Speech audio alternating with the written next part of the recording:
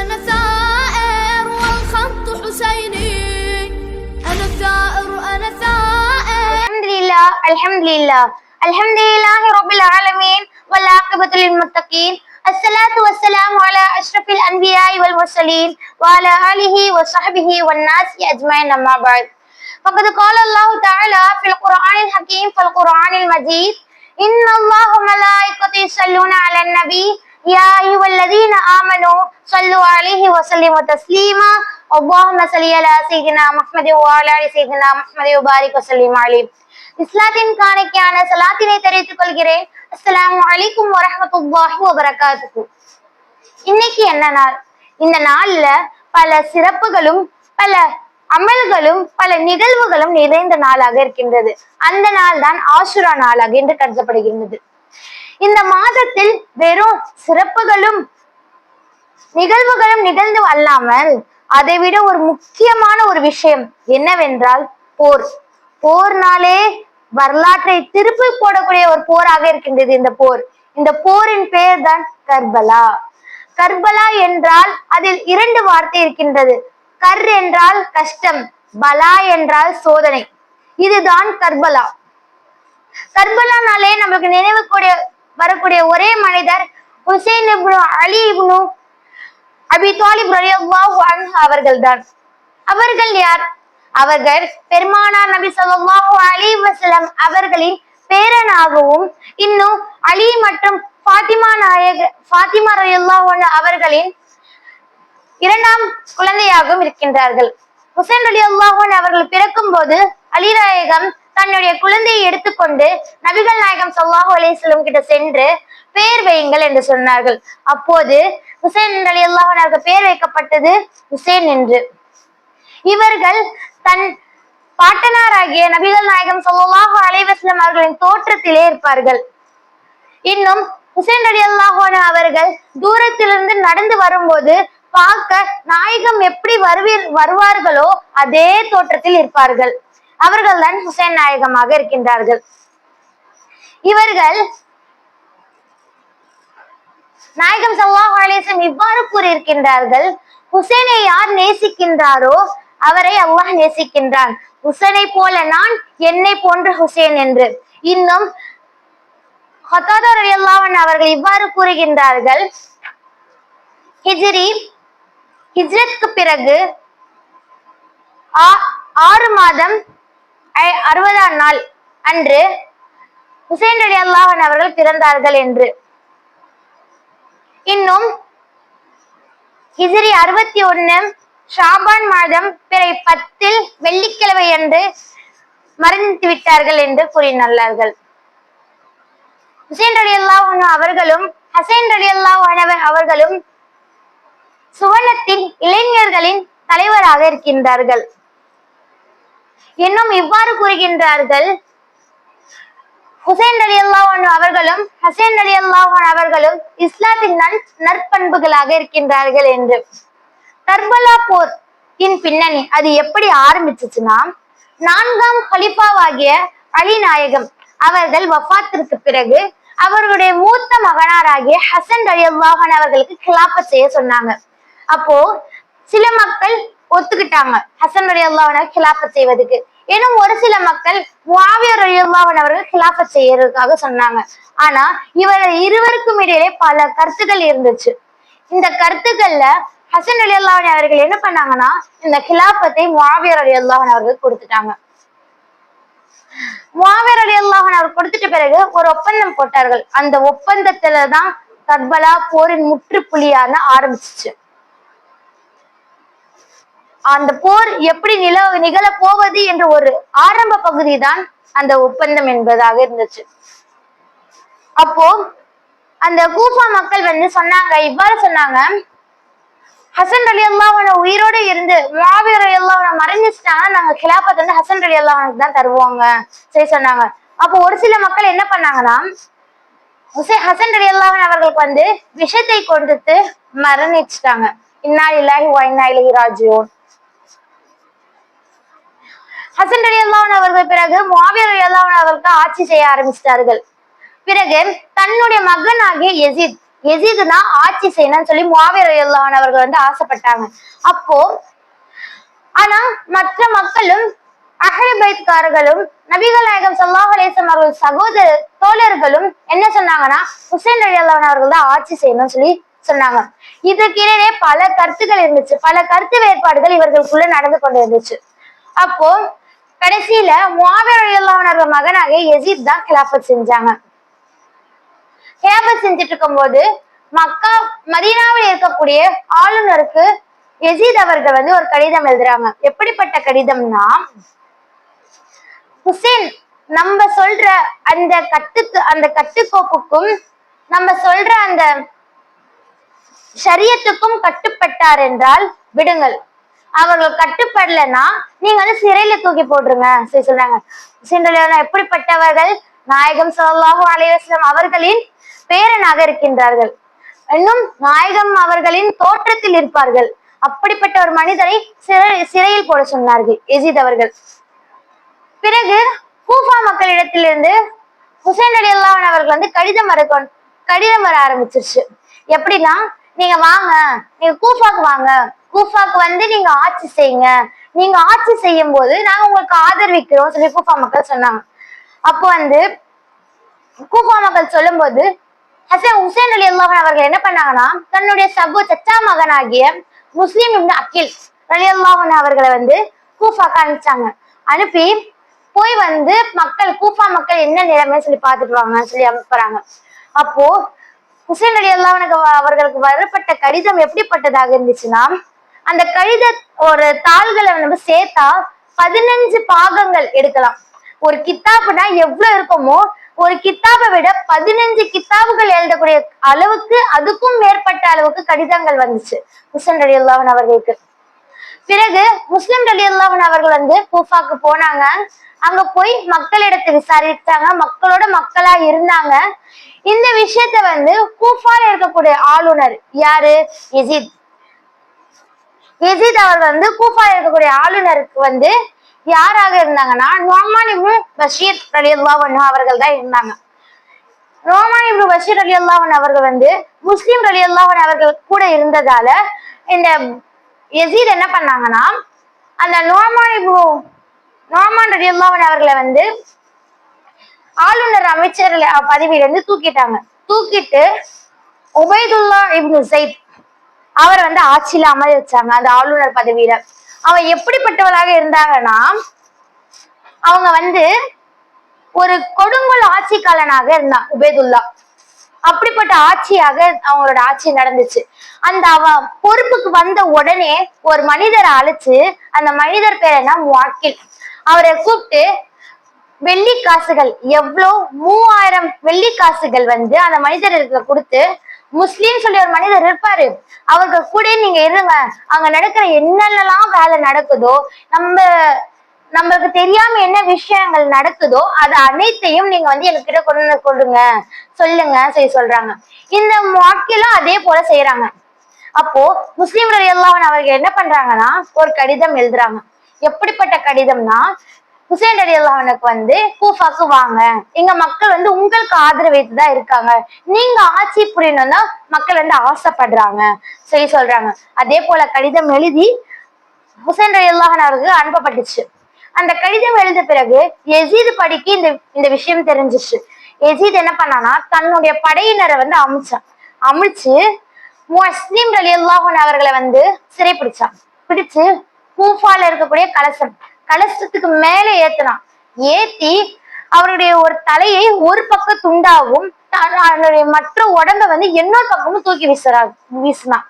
இப்படிதான் கூஃபா மக்கள் இருந்தாங்க. யசீதோட ஆட்சியில கூஃபா மக்கள் இப்படி இருந்தாங்க.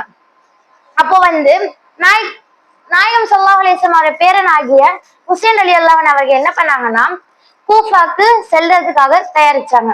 தன்னுடைய குடும்பம், தோழர்கள், இன்னும் அஹ்லு பைத்காரங்க எல்லாரையும் கூப்பிட்டுட்டு கூஃபாக்கு போறதுக்காக கிளம்பி நிக்கிறாங்க. அப்போ சஹாபாக்கள், எப்படிப்பட்ட சஹாபாக்கள்னா பெரிய பெரிய சஹாபாக்கள், அப்துல்லா இப்னு உமர், அப்துல்லா பின் உஸ்மான், அப்துல்லா பின் அப்பாஸ் ரலியல்லாஹு அன்ஹு இவர்கள் அனைவரும் என்ன பண்ணாங்கன்னா ஹுசைன் அலி அவர்கிட்ட சொன்னாங்க, நீங்க பார்க்க அப்படியே நாயகம் ஸல்லல்லாஹு அலைஹி வஸல்லம் அவர்களை போலதான் இருக்கீங்க. உங்களை பார்த்துதான் நாங்க வந்து எங்களோட ஆறுதலா இருக்கு, நாயகத்தை பாக்குறது போலதான் இருக்கு எங்களுக்கு. நீங்க தயவு செஞ்சு கூஃபா பக்கம் போகாதீங்கன்னு சொல்றாங்க. அதையும் மீறி ஹுசைன் ரலியல்லாஹு அன்ஹு என்ன பண்றாங்கன்னா கூஃபா கிளம்புறாங்க. ஒட்டகத்து மேல ஏறி உட்காடுறாங்க. ஒட்டகம் நகருது. அப்போ நாயகம் ஸல்லல்லாஹு அலைஹி வஸல்லம் காலத்துல வாழ்ந்த ஒரு கவிஞர் அவன் என்ன பண்றாருன்னா வந்து ஒட்டகத்துக்கு நடுவுல படுத்துட்டாங்க. படுத்த உடனே சொல்றாங்க, ஹுசேனே நீங்க போகாதீங்க, பக்தாதுல இருந்து எனக்கு வந்து மரண காற்று வீசுது, பக்தாதுல இருந்து எனக்கு மரண காற்று வீசுது, நீங்க போகாதீங்கன்னு சொல்றாங்க. அதையும் மீறி ஹுசைன் ரலியல்லாஹு அன்ஹு என்ன பண்றாங்கன்னா அன்பால எல்லாரையும் சமமாக்கிட்டு எல்லாரையும் சமாதானப்படுத்திட்டு அந்த இடத்துல இருந்து கிளம்புறாங்க. கிளம்பி கூஃபாக்கு போறாங்க. இதுதான் போருடைய ஆரம்ப கட்ட நிலையாக இருந்துச்சு. கூஃபா போய் அடைஞ்சாங்க. அடைஞ்சிட்டு இருக்க அந்த நிலைமையில வந்து ஹுசைன் ரலியல்லாஹு அன்ஹு அவர் குடும்பத்தினர்களை வந்து குழந்தைங்க இருந்துச்சுங்க, பச்சினம் குழந்தைங்க. பசினா தாங்க முடியாது யாராலையும். அந்த காலத்துல சுத்தம் வெயில் கால பாலைவனமாக இருந்துச்சு. அப்படிப்பட்ட அந்த நேரத்துல வந்து ஹுசைன் ரலியல்லாஹு அன்ஹு பயணம் செஞ்சு கொண்டிருந்தாங்க. தண்ணி தாக்கத்தால பிள்ளைங்க எல்லாரும் அழுதுகிட்டோம், இன்னும் பெண்கள் எல்லாரும் அழுது கொண்டு இருந்தாங்க. அப்போ ஹுசைன் ரலியல்லாஹு அன்ஹு என்ன பண்ணாங்கன்னா நைல் நதி இருக்கு, நம்ம அங்க போய் தண்ணி குடிச்சுக்கலாம் சொல்றாங்க. நைல் நதி கிட்ட போறாங்க. இந்த விஷயம் வந்து யசீத் அவர்களுக்கு தெரிஞ்சிச்சு. தெரிஞ்ச உடனே என்ன பண்ணாங்கன்னா அவரோட படையை அமைச்சு சொல்றாங்க, நீங்க இந்த இடத்துல தண்ணி குடிக்க கூடாது, ஒரு தடையை விதிச்சிட்டாங்க. எப்படி பசியால இருக்காங்க, நீண்ட தூரம் பயணம் செஞ்சாங்க, அந்த நிலைமையில இருக்காங்க சஹாபா அனைவருமே அந்த நிலைமையில இருக்காங்க. அந்த நேரத்துல தண்ணி முன்னாடி வச்சு தண்ணி குடிக்க கூடாதுன்னு சொல்றாங்க. அந்த நேரம் ஹுசைன் ரலியல்லாஹு அன்ஹு பொறுமையா இருக்காங்க. பொறுமையா இருந்து ஹிஜ்ரி 10ஆம் ஆண்டு ஹிஜ்ரி 61 முஹர்ரம் பிறை 10 வெள்ளிக்கிழமை அன்று ஒரு நாள் இரவுல ஹுசைன் ரலியல்லாஹு அன்ஹு சொல்றாங்க, நீங்க எல்லாரும் என்ன பண்ணுங்க, மக்காவுக்கு போயிடுங்க, மக்காவுக்கு போய் நீங்க உங்க வாழ்க்கைய வாழுங்க சொல்றாங்க அனைவருக்கிட்டையும். அப்போ அந்த மக்கள் என்ன நம்ம சொல்றாங்க, உங்க கூட தான் நாங்க வந்தோம், உங்கள் கூட தான் நாங்க இருப்போம், முதல்ல என்ன நடந்தாலும் எங்களுக்கு நடக்கட்டும், அதுக்கப்புறம் நாங்க வந்து எங்களை தாண்டிதான் உங்ககிட்ட வரணும், எந்த ஒரு பிரச்சனையா இருந்தாலும் எந்த ஒரு விஷயமா இருந்தாலும் எங்களை தாண்டிதான் உங்ககிட்ட வரணும் சொன்னாங்க. அந்த ஒரு தைரியம் எப்படின்னா அல்லாஹ் மேல இருக்க தவக்குல் தான், அல்லாஹ் இருக்கான்னு ஒரு நம்பிக்கை. அந்த காலத்துல சஹாபாக்கள் இப்படிதான் இருந்தாங்க. இன்னும் இந்த மாதிரி நைல் நதி கிட்ட ஒரு கட்டளை விதிச்சிட்ட உடனே முஹர்ரம் பிறை 10 ஹிஜ்ரி 61 வெள்ளிக்கிழமை இந்த போர் ஆரம்பிக்குது. எல்லாரும் போர்ல வந்து கொலை செய்யப்பட்டுட்டே இருக்காங்க. எப்படின்னா எதிர்படையில வந்து 40,000 பேர் இருக்காங்க. எதிர்படையில 40,000 பேர் இருக்காங்க. இவங்களுக்கு நம்ம ஹுசைன் ரலியல்லாஹு அன்ஹு கிட்ட இருக்கிற நபர்கள் எத்தனை தெரியுமா? 72 பேர் தான். 72 பேரு 30 குதிரைங்க, இவ்வளவுதான் இருக்கு. இதை வச்சு எப்படி போர் செய்ய முடியாதுன்னு தெரியாது. ஆனா அல்லாஹ் மீது தவக்கல் தான், அல்லாஹ் இருக்காங்க கூட சொல்லி. அப்போ ஹுசைன் ரலியல்லாஹு அன்ஹு என்ன பண்றாங்கன்னா போர் தொடங்க ஆரம்பிச்சிட்டாங்க. போர் நடந்து கொண்டே இருக்கு. ஒவ்வொருத்தவங்களா கிட்டத்தட்ட 10க்கும் மேற்பட்ட பெண்கள் வந்து விதவையாக இருந்தாங்க. அல்லாஹு அக்பர். 10க்கும் மேற்பட்ட பெண்கள் வந்து விதவையாக அந்த இடத்துல இருந்தாங்க. தன்னுடைய கணவன் இஸ்லாத்திற்காக தன்னோட முன்னாடியே ஷஹீதாகிறத பார்த்து கொண்டு இருந்தாங்க. எப்படி 10க்கும் மேற்பட்ட பெண்கள் வந்து விதவையாக இருந்தாங்க. பச்சை குழந்தை அந்த குழந்தைக்கு எதுவுமே தெரியாது. அப்படிப்பட்ட குழந்தையெல்லாம் அவங்க வந்து போர்ல இருந்து ஷஹீதாக்கப்பட்டுச்சு. முதல்ல இந்த போர் தொடங்கின முதல் ஷஹீதான நபர் யார் தெரியுமா? ஹுசைன் ரலியல்லாஹு அன்ஹு அவர்களின் மூத்த மகனார் தான் முதல்ல ஷஹீதானாங்க. அதே போல கடைசியா யார் ஷஹீதானாங்க? ஹுசைன் ரலியல்லாஹு அன்ஹு அவர்கள் தான். அந்த போர் தொடங்கிச்சு. போர் தொடங்கி இதே போல எல்லாரும் மரணிச்சே இருந்தாங்க. கடைசியா ஒரு குழந்தை இருந்துச்சு. அந்த குழந்தை பசியால் அழுது கொண்டு இருந்துச்சு. அந்த போர் வீரர்கள் ஒரு இரக்கத்தனம் கூட இல்லாத மாதிரி இருந்தாங்க. அந்த குழந்தைய வாங்கி அந்த அன்பை வச்சு குழந்தைய அவங்க முன்னாடியே குத்துறாங்க. ரத்த வெள்ளத்துல அந்த குழந்தை அழுது முழுகி இருக்கு. அப்போ ஹுசைன் அலி அல்லாஹ் துவா செஞ்சாங்க. எப்படி சாலிஹ் அலைஹிஸ்ஸலாம் அவருடைய ஒட்டகம் எப்படி ரத்த வெள்ளத்துல இருந்துச்சோ அதே போலதான் இந்த குழந்தையும் இருக்கியா அல்லா, இத நீ அதை விட பல மடங்கு நன்மை ஆக்கித்தா இந்த குழந்தைக்குன்னு சொல்றாங்க ஹுசைன் அலி அல்லாஹ். சுப்ஹானல்லாஹ், அன்னைக்கு அந்த பச்சை குழந்தை ஷஹீதுடைய அந்தஸ்து அடைஞ்சிச்சு. கடைசி நபர் ஹுசைன் ரலியல்லாஹு அன்ஹு அவர்கள் மட்டும்தான் இருக்காங்க போருக்காக. ஹுசைன் ரலியல்லாஹு அன்ஹு அவர்களையும் வீழ்த்த செஞ்சாங்க. எப்படி 13 அம்புகள் ஹுசைன் ரலியல்லாஹு அன்ஹு அவர்கள் உடம்புல இருந்துச்சு. 13 அம்புகள், இன்னும் 30க்கும் மேற்பட்ட காயங்களும் வெட்டுகளும் அவங்களோட உடம்புல இருந்துச்சு. அந்த நேரத்துல அவங்க போராடிட்டு மட்டும்தான் இருந்தாங்க. கடைசியில போரின் முடிவு ஹுசைன் ரலியல்லாஹு அன்ஹு அவர்கள் அந்த கர்பலா மண்ல அப்படியே சாஞ்சிட்டாங்க. சாஞ்ச உடனே அங்க இருக்கக்கூடிய மக்கள், அங்க இருக்கக்கூடிய குதிரைகள் ஹுசைன் ரலியல்லாஹு அன்ஹு அவர்களுடைய உடம்பு மேல ஓட ஆரம்பிச்சிட்டாங்க. எப்படிப்பட்ட உடம்பு அது! சுவனத்தோடைய இளைஞர்களின் தலைவரான ஹுசைன் ரலியல்லாஹு அன்ஹு அவர்களுடைய உடம்பு கர்பலா மண்ல சாஞ்சிருச்சு. எல்லா ஒட்டகங்களும் குதிரைகளும் எல்லாமே ஓட ஆரம்பிச்சிச்சு அந்த உடம்பு மேல. அவ்வளவு ஒரு வேதனைக்குரிய நிலைமையில அந்த நிலைமை இருந்துச்சு. அப்போ ஒரு மனிதர் வந்தாங்க. ஹுசைன் ரலியல்லாஹு அன்ஹு அவர்களுடைய கழுத்தை கத்தி வச்சு வெட்டினான். எப்படின்னா, ரத்தம் உடம்புல இருந்து ஓடுது, ரத்தத்துல முழுகி இருக்காங்க ஹுசைன் ரலியல்லாஹு அன்ஹு அவர்கள். கழுத்தை வெட்டி ரத்தம் தெறிக்குது மூஞ்சில. அப்படி ஒரு நிலைமை ஹுசைன் ரலியல்லாஹு அன்ஹு அவர்களுக்கு. அந்த தலையை கொண்டு ஹுசைன் ரலியல்லாஹு அன்ஹு அவர்களின் தலையை எடுத்துக்கொண்டு உபைதுல்லாஹ் இப்னு ஸைத் அந்த கொடுங்கல் ஆட்சியாளங்கிட்ட கொண்டு போறாங்க. கொண்டு போய் ஒரு தட்டுல வைக்கிறாங்க. ரத்தத்துல முழுகி இருக்க அந்த தலையை பார்த்து எல்லாரும் ஆச்சரியமா இருக்காங்க. நான் வீழ்த்த முடியாதுன்னு நினைச்ச ஒரு மனிதரை நான் வீழ்த்திட்டேன் சொல்லி உபைதுல்லா சொல்றான். அப்போ உபைதுல்லா என்ன பண்ணாங்கன்னா, ஒரு குச்சியை வச்சு ஹுசைன் ரலியல்லாஹு அன்ஹு அவர்களின் வாயை அடிச்சான். அப்போ அந்த இடத்துல அனஸ் ரலியல்லாஹு அன்ஹு அவர்கள் இருந்தாங்க. இருக்கும்போது சொன்னாங்க, நான் அல்லாஹ்வுடைய மார்க்கத்திற்கு எதிரானவனே, நீ அந்த உதடு எப்படிப்பட்ட உதடு என்றால் நாயகம் ஸல்லல்லாஹு அலைஹி வஸல்லம் அவர்கள் முத்தமிட்ட உதடாக இருக்குது. அந்த உதடு அதுல நீ போய் அடிக்கிறியே, அல்லாஹ் நாசமாட்ட சரி சொல்றாங்க. அப்போ அந்த உபைதுல்லா சொல்றான், இத கொண்டு போய் நான் யசீத் கிட்ட கொடுத்து இன்னும் அதிகமான ஆளுமைகள் எடுப்பேன், இன்னும் அதிகமான ஆட்சி பொறுப்புல போவேன் சரி சொல்றாங்க.